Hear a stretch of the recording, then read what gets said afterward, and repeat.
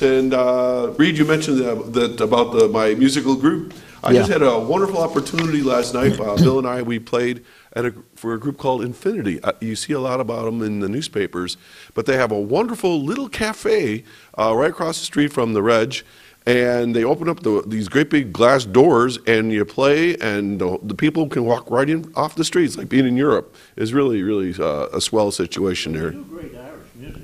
Well, yes, people tell me that. I've heard you, and I did volunteer you for the senior groups. Would you play for senior we groups? have. We've been to the county home. We've played at St. Columban's, Compier down in Jamestown. So, yeah, sure. And how do they get in touch with you if they wanted you? Well, that's a very good question. I have an email address. If they read the Silver magazine at all, my email address is in there.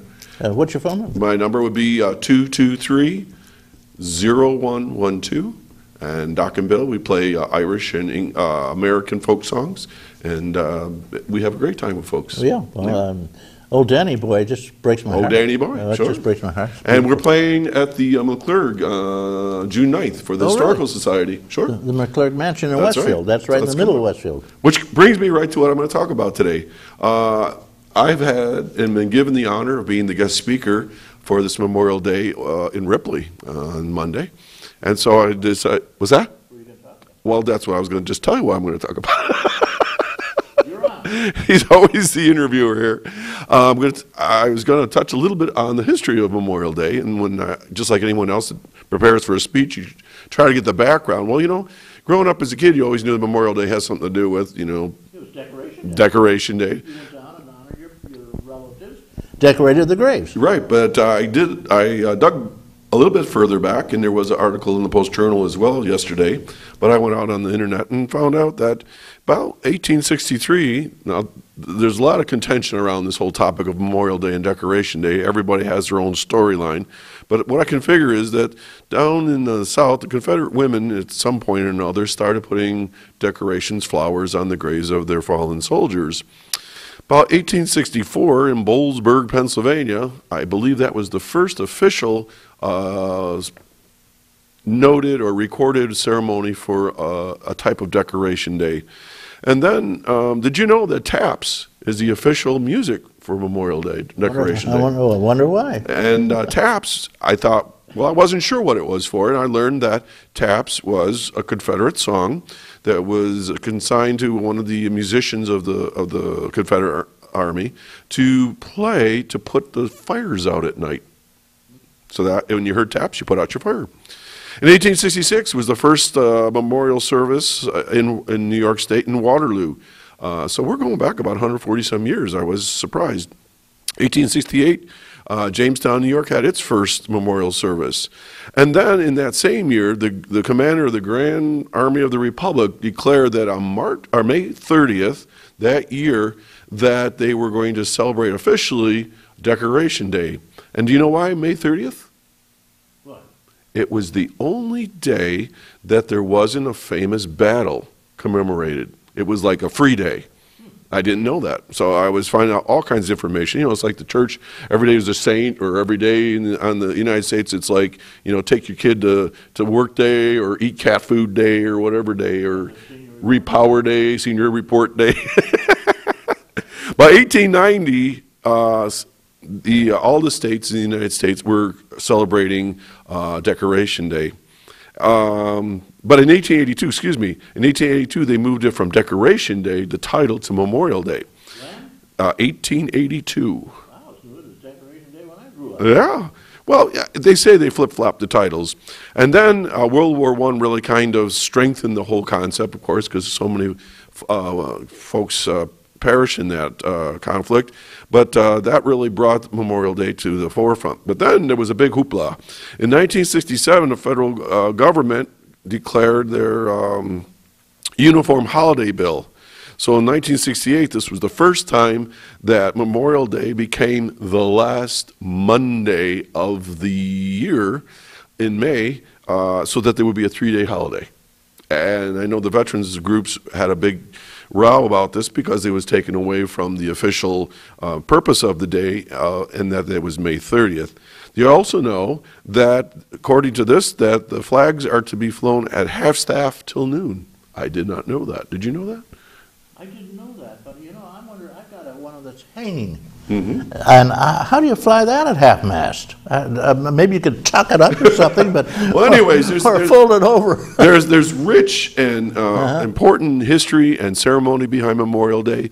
And as you said, and aptly said, that's also a day that we remember folks that perhaps weren't in the Army or the service, the Navy and so forth, the various armed forces and, you know, grandparents and so forth.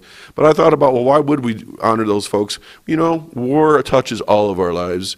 And so let's remember those folks in our own way. And besides that, let's enjoy the warm weather and friend and family. And I know for us that's an important day we get together. Well, thank you very much, John. All right, and so back to you, Reed. Okie dokie. My guest, Troy Smith, who directs the Chautauqua County Veterans Services, and he doesn't think he's ever going to get on. He's been with us before, and God bless you for getting up Saturday morning, giving up your morning to come and be with our guests. Okay, so good morning, Troy. It's wonderful to see you again. So what's new over at the, what's the official title over there? My official title? Yeah. I am the director for Chautauqua County Veterans Service Agency. Okay, so Veterans Service Agency. I Yes. forgot that. Mm-hmm. Okay. And what's new? Well, you know, there's always a lot of things that are new, specifically the fact that, you know, what I'd like to do is I'd like to talk about what specifically the Veterans Service Agency does. We are the county's advocacy.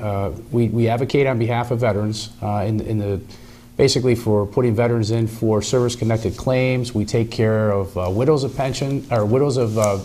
veterans by putting them in for pension claims, and that's basically for lower-income families. We ensure that a lot of our veterans are getting enrolled into VA healthcare.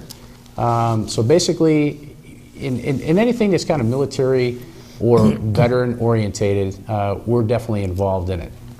Do you take care of the families when you lose somebody? What do you do for them? For instance, you said we lost somebody in Lakeview too recently, or Lakewood. Lakewood, yes. We have lost in the last 3 months 2 Chautauqua County veterans. Lance Corporal Aaron Swanson, who was he was a graduate of Southwestern High School, and of course we lost Sergeant Kevin White from Westfield. So. You know, you can honestly see that this Memorial Day is going to really touch home, specifically for a lot of our families here in Chautauqua County, you know, with the loss, as you put it, of our young treasures that we have. So we are definitely going to have to take a better look at Memorial Day this year. Yeah, it has much more meaning when you've lost somebody recently. Westfield has, I think, 26 crosses up right across the front of the cemetery, which represent the boys lost in World War II, which seems like an awful lot of people for a tiny town of like Westfield, which the whole township only has 5,000 people in it. And to lose that many kids, boy, that's a bad scene. That's unfortunately the dark side of wars. There's a lot of music and triumph and flag waving and so forth, but people get killed, our own boys and girls. Not to mention the fact, Troy, and we don't hear too much about this, for every kid is killed over there in Afghanistan and Iraq, we have probably, I'd say, 5 or 10 that are wounded. Must be badly wounded too. When you see the kids coming home with no legs, no arms, with bad brain injuries, what do we do with them? Now, you must have something to do with that. That's specifically what we're designed for, Reed. I mean, that's where we kick in as a veteran service agency.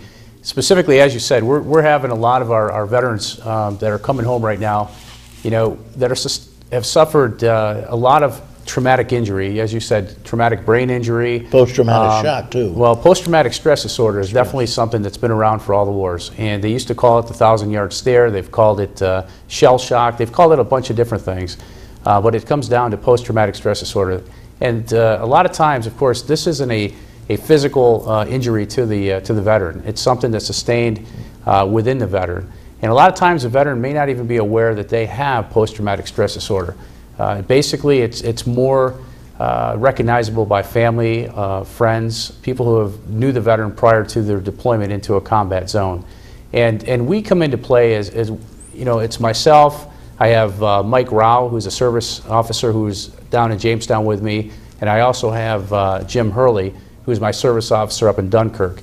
And what we do is when we see the veterans that are coming back, we'll sit down with these veterans and we'll make sure that we're finding out specifically what entitlements they have through the Department of Veterans Affairs. And we'll also start putting them in for service-connected disability claims with the Department of Veterans Affairs. We have been extremely successful in our ability to advocate on the veterans' behalves. Basically, last year, I would say we brought in over $1.5 million of federal money into Chautauqua County, specifically from service-connected disability claims. We make sure, in addition to this, that we're getting the veteran into the medical care system so that they can take care of any physical injuries that they have, also getting them into the behavioral health so that they can start receiving the treatment for post-traumatic stress disorder too. Post-traumatic stress disorder is kind of almost hidden. It's a mental problem. And people hate to admit to mental problems. And if it doesn't show, if it's not evident, they don't treat it as much as they treat somebody who's lost a leg. But if you lost your mind, well, we can't see any damage. According to the reports I read, post-traumatic stress disorder, Vietnam veterans who came back, 10% of those who were in an actual war effort, in a war scene, war zone, have killed someone because of this. Many of them themselves. And we're getting the highest suicide rate ever recorded in the history of the armed forces right now among our boys who are serving or just back from serving in the Middle East. Serious matter, isn't it, Troy? It's an extremely serious matter. And, you know, one of the things that we have to understand is, you know, this war has gone on now for over 10 years. Longest war in the history. Longest war in the history. And the thing about it is we are still taking care of veterans, believe it or not, from World War II, for Korea. In Vietnam, we're having a lot of our Vietnam veterans that are coming in and using our agency based on the fact that, number one, a lot of times the post-traumatic stress disorder, it is getting put out by the Veterans Affairs a lot better than what it did before. It's more recognizable, it's more acceptable now to talk about the post-traumatic stress disorder than it was back in you know, years gone by. And what we're doing is we're getting the veterans in from the various wars. We're actually basically staying very busy with our Vietnam veterans. So what I'm trying to say here is our veterans that are coming home from this, you know, what we call OEF, OIF, Operation Iraqi Freedom, Operation Enduring Freedom, we're going to be treating these veterans for 30, 40, 50 years down the road.